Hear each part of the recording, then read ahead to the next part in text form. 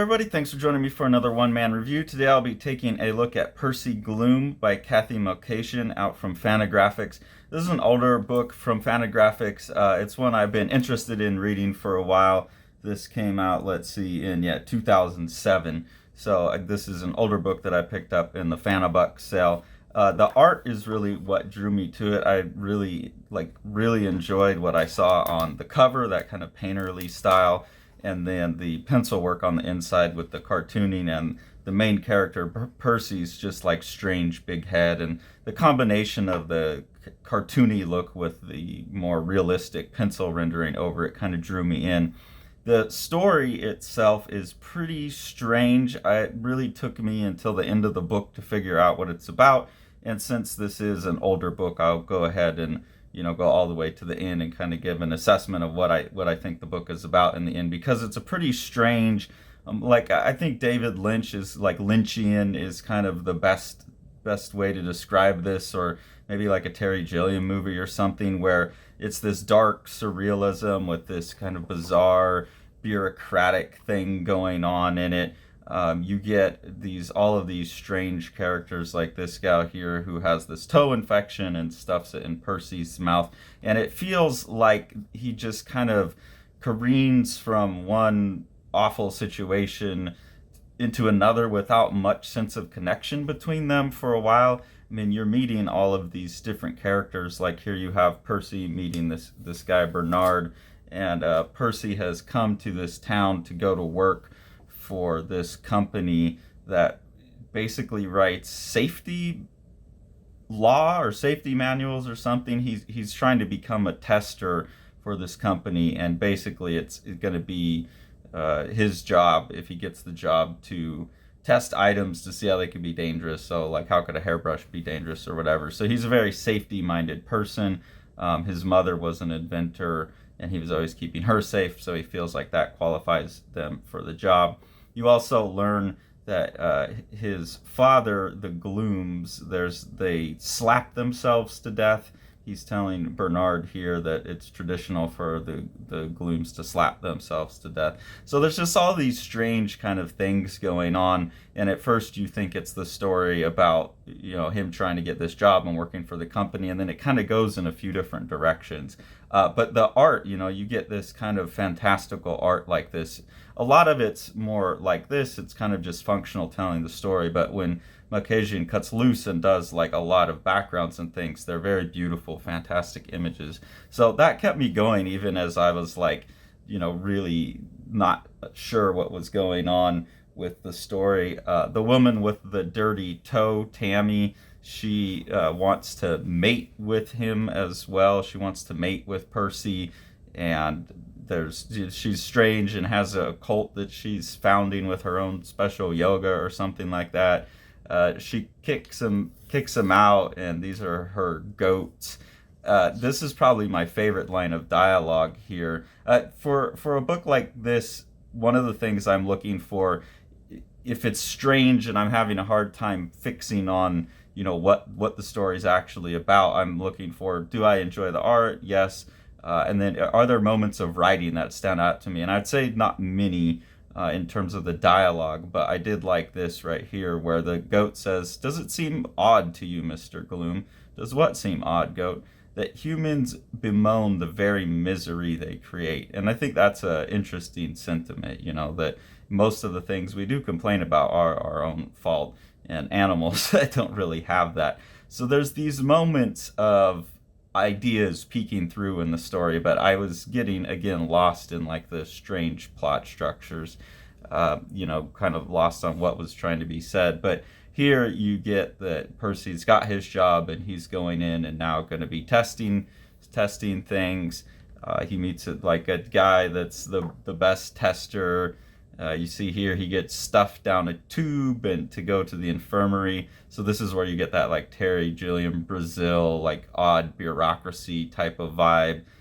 This is memories of an old girlfriend, Lila. So it's just all these different like subplots cycling around each other, and they're not really adding up to a main plot for a while. Then you do start to get a main plot that this Tammy woman's parents are leading some kind of underground rebellion, maybe, or something like that. But that also becomes like its own little side story eventually. But here you have Percy going down into the underworld of the city to find Tammy's parents. And again, it's this kind of artwork here, this strange, fantastical, distorted perspective. This is where it feels kind of like David Lynch to me. That kind of thing is really what kept me going through the story. This kind of stuff here, this beautiful, like, guts looking as you go down. So he goes down and meets the parents and learns that people think he's dying because he has big ears, because this type of person here shrinks as they die and then their ears stay bigger. So another weird kind of random plot point. Eventually he gets called back home to go back to his mom's house, and his mom's showing him this thing that she invented that's like a mountain that you can throw in the water, like a pill in the water, and it will grow an instant mountain. But his negative thoughts about his old girlfriend are coming, like eating eating the mountain up. So it's just a series of strange, surreal, bizarre stuff. And if that's what you're in for, into, then this would be a great book for it. Here, I think we start to get a little bit more of, what the statement of what this is all about is. So I'm going to read through it. He says, "Isn't it odd? Lila would have killed to escape this life. Tammy would kill to keep it. I suppose we all need our hobbies to keep ourselves busy. Still, it's a shame that we trample so many people while running from our shadows. Twist it one full turn. Papa said if you had stayed a while longer, you might have found all this pointlessness to be very entertaining." And so his dad supposedly committed suicide. His mom's supposedly going to live forever. And he has the choice of whether he wants to live forever or whether he's going to slap himself to death. And I think this is where you get the best summary of the book, is that, Papa, if you had stayed a while longer, you might have found all this pointlessness to be very entertaining. That seems to be the message that both excuses away the randomness of the book and also, says what Cathy Malkasian is trying to say here, is that life can seem like a series of kind of random, difficult to deal with, obnoxious events. But if you take the right mindset, it could all be very entertaining too. So the book does have that built into its structure, where you're going along like, I don't know, this is all doesn't add up to much. What's the meaning of this? But then it's like, well, that's, how is that any different from life? But at least, you got to look at some cool art and you got some good laughs, and it was entertaining along the way. And I think that's, ultimately what this book is about and what all of the surrealism adds up to. And then you get another statement to the sort for here: in the business of caution, we are unprepared for happiness. And I think that, being the very last page in the book, that's the finish of the book, is also kind of like a statement here, is that Percy was going into the business of caution. He wanted to be someone who was always worried about how you could get hurt and helping put out cautionary literature. And if you're always going into things trying to make sense of everything and like worried about failure, always being cautious, then you would be unprepared for happiness. So that combines with the other message that I think this book really is about. Like, don't live your life so cautious.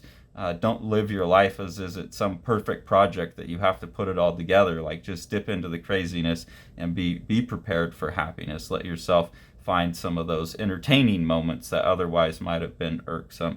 So there is a message that I can get out of the book by the end of it, and it does conceptually coincide with my experience of reading the book. So I think that's all very well done, and I think Malkasian sets out what it seems that she's up to in this book. And again, when you get these drawings like this, they're quite fantastical. They remind me a bit of Sean Tan's artwork as well, in The Arrival. Kind of has that, he had that same kind of Lynchian vibe to him as well. I think the only knock I would have on that is that so many of the panels are just focused on characters speaking. I would have liked to have more of those fantastical moments, but also they do give a sense of scale when they do happen. You're kind of zoomed out. But there is a little bit in spots a lack of immersion in the world because of all the emptiness. And I think maybe in a book that's so much about getting absorbed into the fantastic, we need more and more pages like this and less where it's kind of just talking heads. But that's also, just a personal preference in terms of storytelling things. So I don't know. I'm split on the book. It was, I think it wrapped up, but I almost didn't finish it because I didn't get what was going on until the end. So I think it was a risky move on Malkasian's part. And then there's also a song here that the goats sing at the end. So it looks like this is something you could actually sing or play.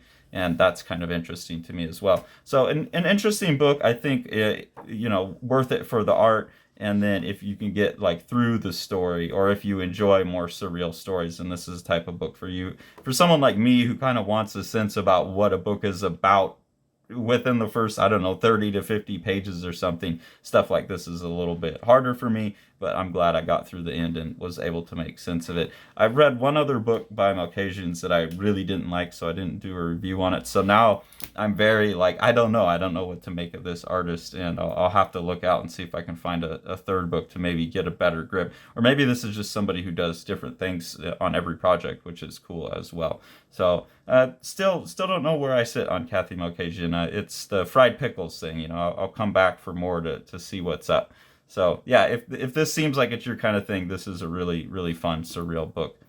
If you enjoy what we're doing here on the channel and you want to support us, there's two ways to do that. The first is through our Patreon. We have two different tiers of engagement there. One of them, the first one gets you early access to our videos. At the second tier, you can get exclusive previews of the graphic novels that Sean and I are working on, as well as the ability to vote in and help control what happens with our ongoing webcomic, Prane Day. Any of the money that we get from Patreon goes into helping us buy the books that we review, so that lets us keep the channel going and put some money in other creators and publishers' pockets. We really appreciate that. If you want to support Living the Line itself, the best thing to do is support the books that Sean's putting out through Living the Line Publishing, and we'll go ahead and take a look at one of those now.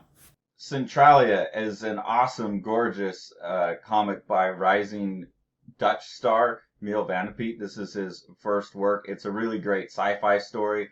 There's a world in the future where the sun has gotten so hot that people can't be on the ground, so they have to run around. There's a lot of conceits that go with that. What is the world that looks like?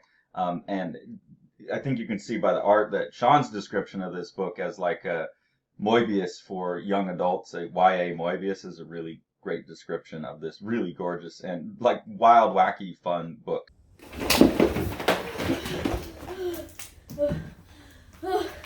Like and subscribe and hit the bell, please, so Carson can finish reading his books and let me go home.